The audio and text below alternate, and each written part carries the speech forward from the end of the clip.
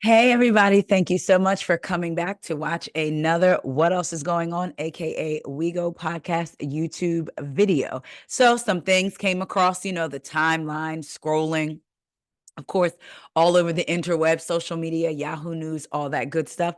So, I couldn't wait to come down here and talk to y'all and give y'all my thoughts on some of this stuff. First of all, I just want to share with y'all and tell y'all so Friday, February 16th, was the Kempire After Dark live show in DC. Shout out to DC. When I tell y'all that DC crowd was lit and just beautiful and just so much fun. It was the first time that I was a part of a live show. And when I tell y'all, it just felt so good. It was so fun, the energy. And I was so honored that Kempire asked me to be a part of it. It was a big deal because obviously this is his live tour, which is a big deal. And for him to ask me to be a part of it, I was really honored. And y'all, the show is good. I got to MC and then I also got to watch the show. And when I tell you Kempire killed it, he killed it. So if you can get to one of his shows, it is a must.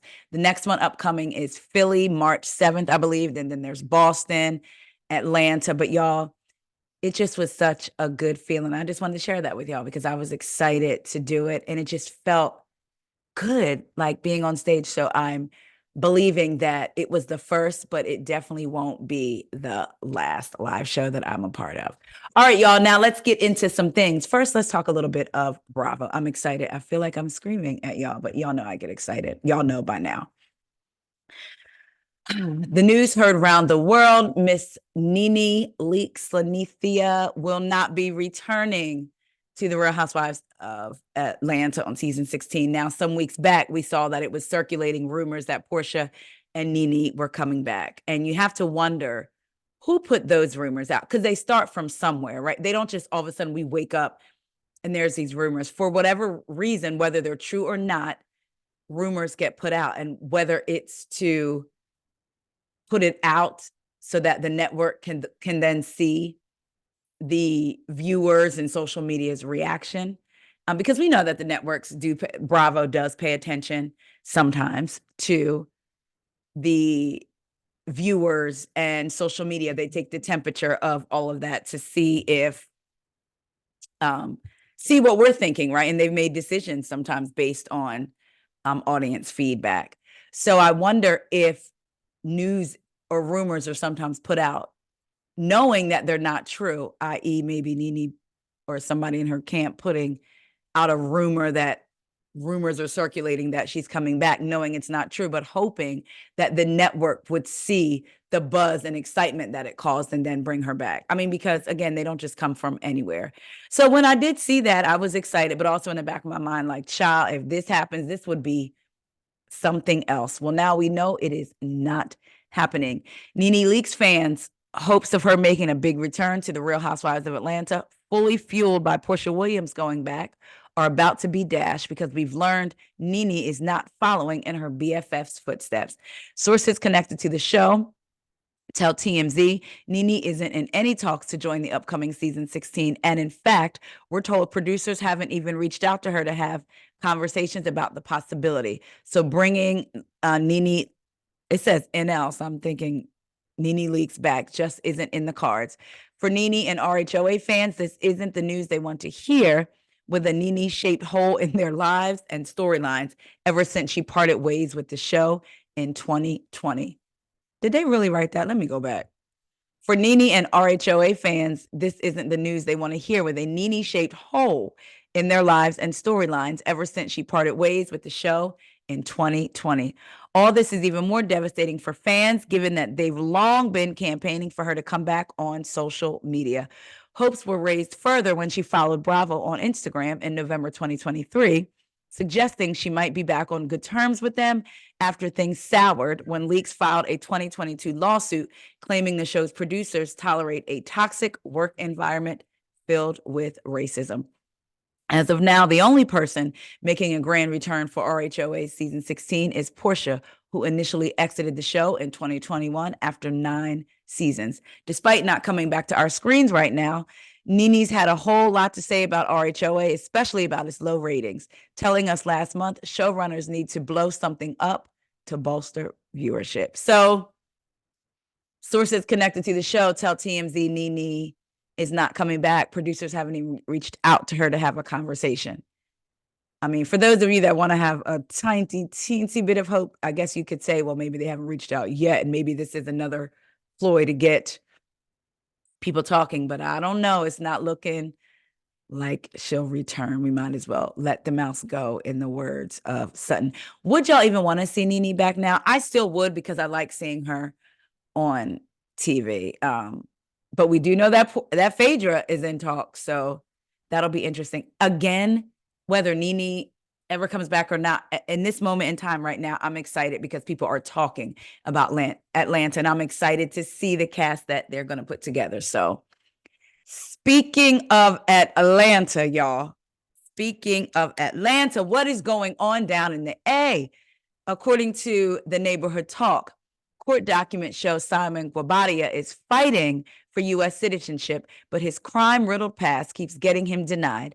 Bank fraud, credit card fraud, identity fraud, fake marriages, and multiple felonies. So their caption is, and first of all, they have a picture of Simon, and I'm sure you guys have seen it, Simon and Porsha, and then a picture of Simon in his younger years, and it says young scammer. One day soon, I'm going to be able to, well, I'm able to do it now, I just don't know how, because technology, but show y'all the pictures that I'm talking about as I'm talking about them. I promise I'm going to work on that this week. But the caption says, neighbors, it looks like Simon Guobadia is fighting to receive naturalization from the U.S., but can't because he was cutting up while being in the U.S. on a visa years ago. So court documents, it says background.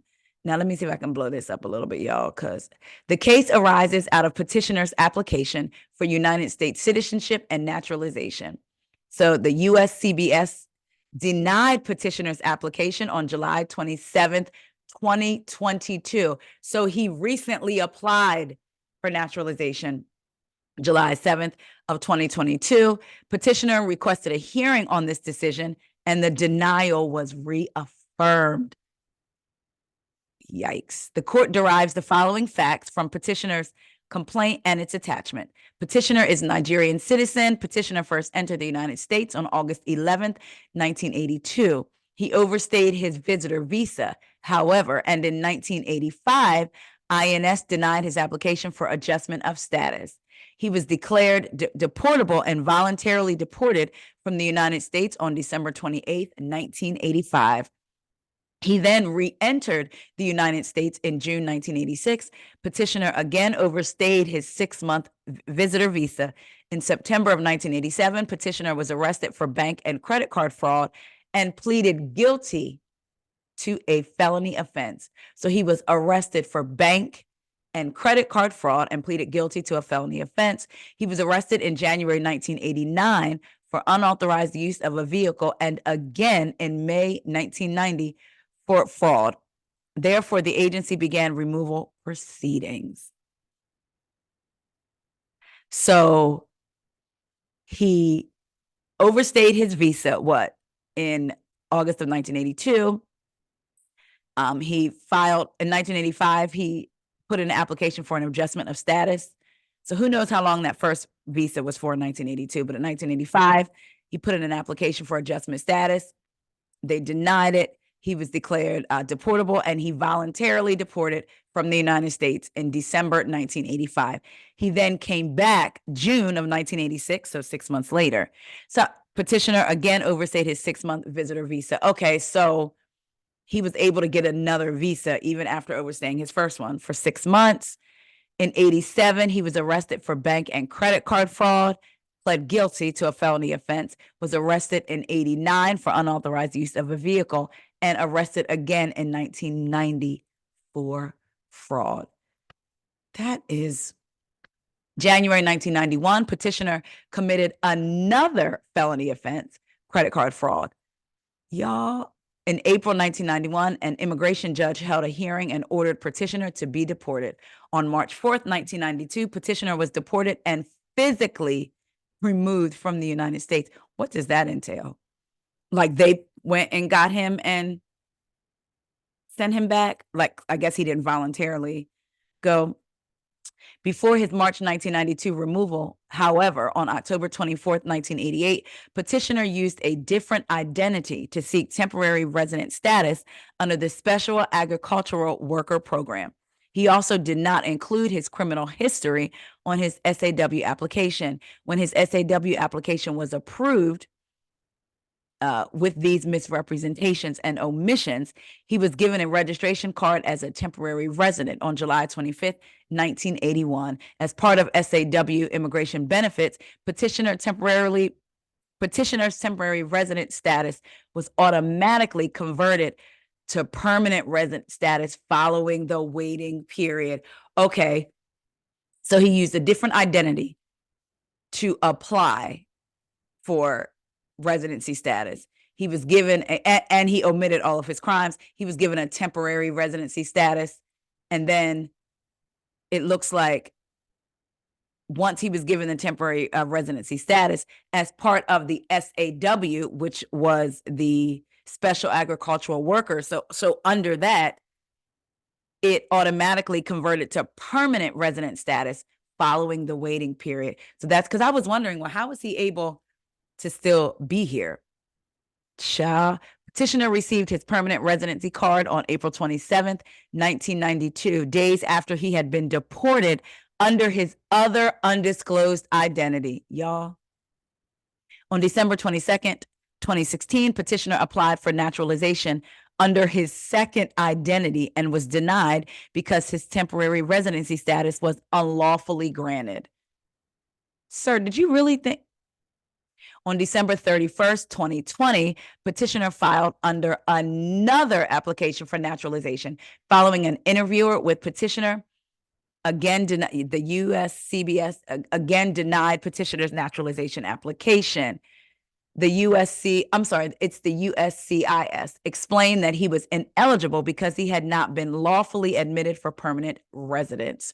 His temporary resident status, achieved through the SAW program of benefits, had been based on a different identity and disqualifying criminal inadmissibly that was willfully concealed.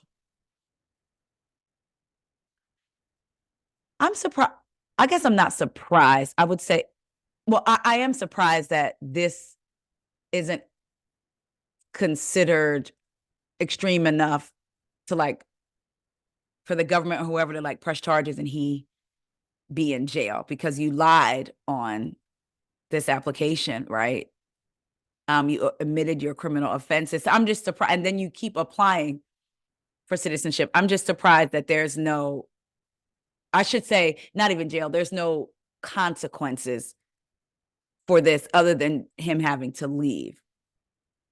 So let's see. It says on October 24, 2022, petitioner requested a hearing on this decision, and the USCIS reaffirmed the denial of his naturalization application on November 15th, 2022. So he requested a hearing in October. They reaffirmed the denial on November 15th, 2022. On March 13th, 2023, petitioner filed the instant complaint in the court and asked the court to vacate the denial and remand with instructions to grant petitioner's application. So after all of this, after him being like denied and reasons listed because you lied on this application, this application was, your residence was granted under a false identity that admitted your criminal offenses. In March of 2023, he filed the instant complaint in the court and asked the court to vacate the denial. On what, I want to know on what grounds though? On what grounds when your initial application was denied because of your criminal activities, well, for overstaying your visa twice, then you had criminal activities, then you file under the SAW program with a different identity that was granted temporary residence that became permanent, didn't have your criminal offenses on it. Then you reapply again for naturalization under who you really are. And that, like, and now you're asking the court to vacate the denial. This will be interesting to see how this plays out. Do y'all think any of the ladies on the show will bring it up to Porsha this season? Or any of the ladies that are staying on the show, like any of the OGs or any of the new ladies? Or do you think it'll be swept under the rug? People will probably feel like, oh, well, this is old. But it's not too old, because as of 2023, he's still dealing with it in present day. Who would go on a show knowing that you're having these issues? It kind of reminds me of Jen Child going on a show knowing that she was involved in not even allegedly, she's in jail. She was involved in criminal activity. Who would really do that? Y'all, that is crazy. Now I'm really ready for the season to start. Like, who's going to address it? Is Kenya going to bring it up, or is she not, because her and Porsha might be cool again? I don't know. What do y'all think? And do y'all want them to talk about this? I know I do. We shall see. We shall see. All right, y'all. Let's talk about some non-Bravo stuff. Let's talk about Chris Brown. According to Page 6, Chris Brown claims he was disinvited from playing an NBA All-Star Celebrity Game because of domestic violence past. Chris Brown claims he was disinvited from playing in the NBA All-Star Celebrity Game due to his past domestic violence incident with ex-girlfriend Rihanna. The Under the Influence singer shared screenshots via his Instagram stories early Saturday morning of emails he allegedly received from the basketball league, in which they talked about coordinating his travel and logistics for All-Star Weekend, which kicked off Friday in Indianapolis. In one email from an alleged representative of the NBA, they shared images of what Brown's blue uniform would look like as a part of Lil Wayne's team. So the email that he shared said, welcome to, the title was NBA All-Star 2024, welcome X Chris Brown. Welcome to 2024 NBA All-Star Weekend. We are thrilled that you will be a part of the weekend. Venue, Lucas Oil Stadium. Event, show date, all that stuff. I'd like to connect you with Holly Sislow, talent manager for the Lucas Oil Stadium at this year's event. Blah, blah, blah, blah, blah. At your earliest convenience, please provide a press-approved headshot and bio. Then they show the picture of what his uniform is going to look like. Chris says, I was asked by the NBA to play in the All-Star game this year, only for them to call later and say they couldn't do it because of their sponsors like Ruffles. This is what he put in one of his posts. At this point, I'm sick of people bothering me, and I'm tired of living in the effing past. I posted the email so y'all could see the NBA was still trying to get me to come and sit courtside. Not effing happening. The Grammy winner, 34, concluded his message saying, I only go where I'm appreciated. Fans took to Twitter to defend Brown against the NBA and Ruffles, claiming that the companies have shown hypocrisy when choosing to ban certain people. How many NBA players right now are still actively hired with DV cases or putting hands on their SOs, and we don't know it yet? But Chris Brown is the malcontent who can't be allowed to tarnish the brand. A man who took responsibility for his actions and made amends. Yeah, okay, tweeted one user. Ruffles is the same company that allowed Charles Barkley to be a sponsor. Charles Barkley is the same bozo that made an insensitive domestic violence joke in 1990. Charles Barkley is the same individual that told a woman in 2019, I don't hit women, but if I did, I would hit you. Today, he is still a sponsor for Ruffles. That was another one. The industry really is a hypocritical cesspool of serial artists, serial abuse, serial child and much more. But we're drawing the line at Chris Brown. Y'all got coaches and team players who should be facing jail time for their behavior, yet they're making plays, and we're chastising Chris. The line is always moving, said a third fan. I can't help but read that in Candace's voice. The line is always moving. Anyway, a fourth user tweeted, Chris Brown is not allowed to work with Nike or the NBA. He's not allowed to perform at award shows. He's not allowed to perform the Super Bowl. But people like Ozzy Osbourne and Dr. Dre can be honored and perform at the Super Bowl. Y'all don't care about DV. Y'all care that it was Rihanna. A spokesperson for the NBA told Page 6 in a statement, Ruffles had no input into the celebrity game rosters. Now, this is interesting. Ruffles told us, Ruffles sponsored last night's NBA All-Star Celebrity Game. However, Ruffles did not have any involvement in nor visibility to any player decisions or celebrity invite discussions. What I found interesting is that Rap TV on X posted Ruffles' response where they were saying, again, they didn't have any involvement nor visibility to any player decisions or celebrity invites. So, of course, people were commenting on that post. Then Ruffles came back in the comments and said, Chris Brown is an exceptional individual. Ruffles did not have any conversations, nor had a hand in picking the celebrities for the NBA All-Star Celebrity event.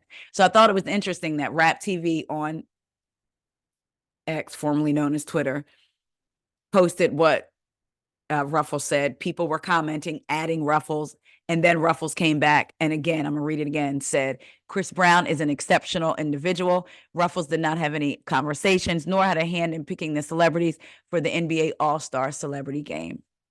Y'all, that's what Ruffles said. I will say this. People are attributing it to just what happened to Rihanna. And I think it's about all the other things after that. Karrueche was granted a 5-year restraining order against him in 2017. Now, people can say, oh, well, that was up in 2022. That's still recent. We've seen other outbursts from him. What we haven't seen since the Rihanna incident is behavior that matches what he's saying. And I'm not saying that he's not working on change. I'm not saying any of that. What I'm saying is when you take into account what happened with Karrueche and the 5-year restraining order, I think people need to look at the overall picture. Maybe that's what the NBA was looking at. I don't know. I'm just saying that could be where they're coming from. They're not seeing it was an isolated event with Rihanna, and since then, no issue, because we know there's been issues since then. So I don't know. I mean, what do y'all think? Do y'all think that there should come a point when sponsors are more willing to work with him, when he should be forgiven for not just the Rihanna incident, but anything after that? How long does a person kind of wear the scarlet letter? I don't know. What do y'all think? Let me know y'all thoughts in the comments. Lastly, let's talk about the beautiful, beautiful, beautiful, beautiful Kelly Rowland. All right, y'all. So let's get in this. I want to get into this. So before we get into, hold on one second. Okay, here we go. Page 6 exclusively reported that Kelly Rowland abruptly dropped out of her guest hosting duties on Today with Hoda and Jenna Thursday because her dressing room wasn't up to par. Kelly and her team were not happy. They did not like the dressing room, so they decided to pull her off the show, leaving Hoda without a guest host for the 10 a.m. hour. Sources previously told Page 6. The Destiny's Child singer's exit left Today's insiders baffled because she's beloved at Today. She was getting the full hour, and Hoda is the biggest hype woman on the planet. It made no sense. Rowland's team allegedly inquired about a green room upstairs because they didn't like the one she was in. However, that room was occupied by Jennifer Lopez, who was there to promote her new album, This Is Me Now, and her accompanying film project, The Greatest Love Story Never Told. After the Dilemma singer refused to co-host, they called in Miss Rita Ora to fill in for her. So the British singer, 33, confirmed that she was asked to co-host last minute after Rowland walked off the set. Well, this happened, Ora captured on Instagram Friday. I'm sorry. Well, this happened, Ora captioned on Friday. On Instagram Friday, a slideshow of photos and videos featuring her co-hosting alongside Hoda. We had 2 minutes to prep. Thank you at Hoda and Jenna for asking me to co-host the show.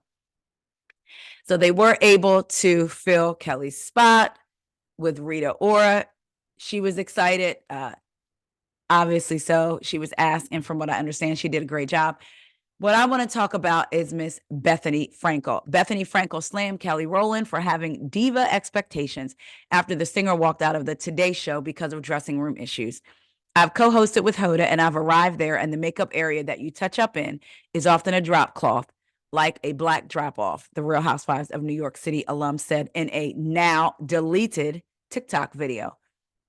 And then your dressing room is the size of a closet, and you're trying to fit all your people in the clown car. And you know what? You're so excited. You're so gracious.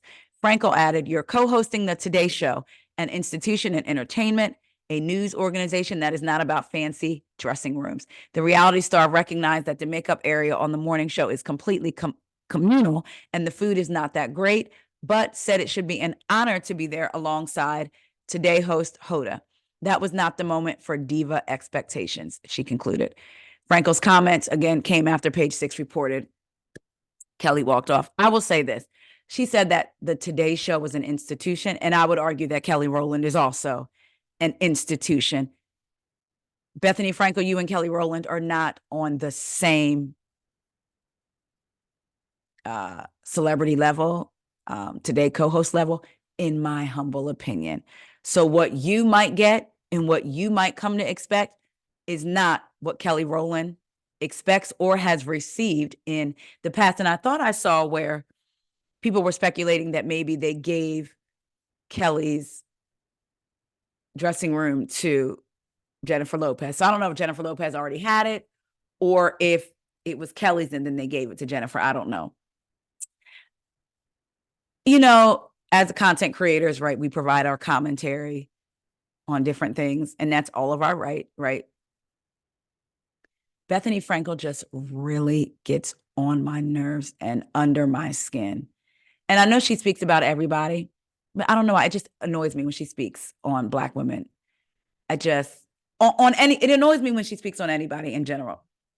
But for me, I've noticed sometimes, and I'm not saying that it was this in this Kelly incident, but I've just noticed in the past before where when she speaks on Black women, it's just very much, I don't like the feeling I get, and I trust the feeling that I get. It's interesting that she deleted the video. I just want Bethenny to take a nap, follow her own advice, and maybe go to sleep sometimes and just sit stuff out. But then again, she's a content creator. Also, not just a former reality star. She is a content creator. So it is her right to give her commentary, just like I'm giving my commentary on her in this situation.